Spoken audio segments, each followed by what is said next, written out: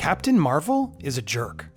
But unlike other angry nerds with unfounded hot takes, this series forces me not to be lazy. I have to find video evidence. I think it's important I start by saying I like Brie Larson as an actress. I believe she deserved her Oscar for Room, and she was great in the wonderful film Short Term 12. I was genuinely excited for her to play Captain Marvel, and on my first watch, I actually didn't dislike the film, but as I sat on it longer and longer, then watched it on digital months later, the sad reality kept showing its face. Captain Marvel is a jerk, and it's not because she doesn't smile. She actually smiles quite a lot in the film. She even gives us other emotive faces, like this, and this. But nothing can shake the fact that she's just mean and a know-it-all, and it makes the character immensely unlikable. Allow me to present video montage number 1. Can't sleep. There are tabs for that. Yeah, but then I'd be sleeping. I was already slipping when you happened to punch me in the face. The two events are not related. It's me you see, isn't it? Maybe if you were more attractive, then it would be less disturbing. Veers, Kree Star Force. We don't carry our identification on little cards. Veers! Congratulations, Agent Fury. You have finally asked a relevant question. Noble warriors. Heroes. Noble warrior heroes. Nicholas Joseph Fury. You have 3 names? Marvel. That's what I said. It's 2 words. Marvel. Did you have a rough day, Agent Fury? You didn't need that, did you? No, I didn't, but I enjoyed it.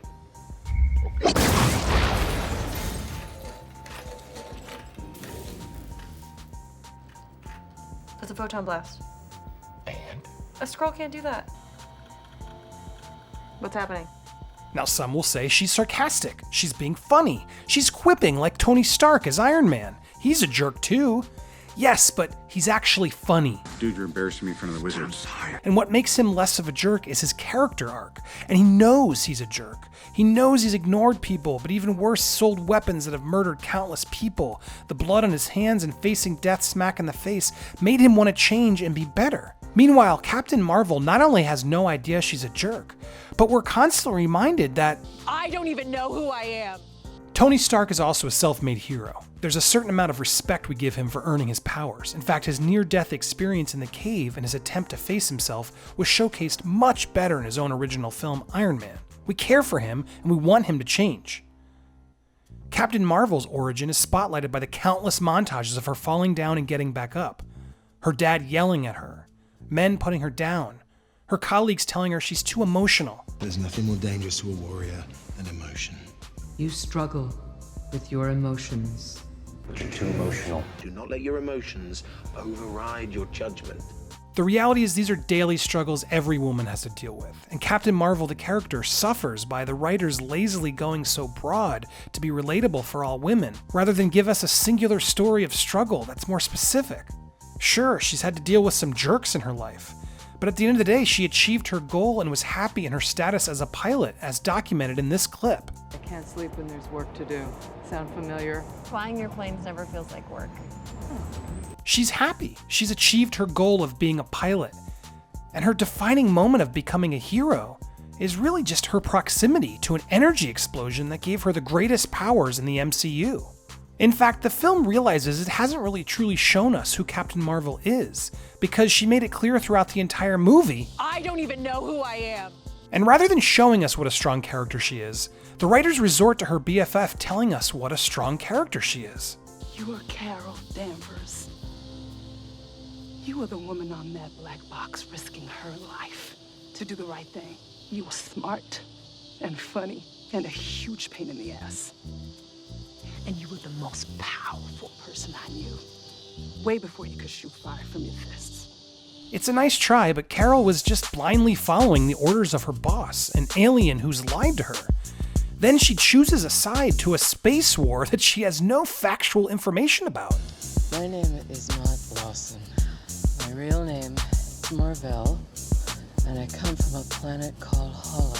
And this idea that she risked her life, she had no idea that blowing up the engine would blow her up too. She's just an accomplished pilot who's doing what she's told. That's not the kind of hero struggle we've grown with the MCU. She deserved better. Later, she's brainwashed by the Kree to follow their army, and they hinder her true powers, none of which stops her from still being a jerk. And once she finds out she's been played by the Kree, and that she has much stronger powers, She immediately just gets cocky.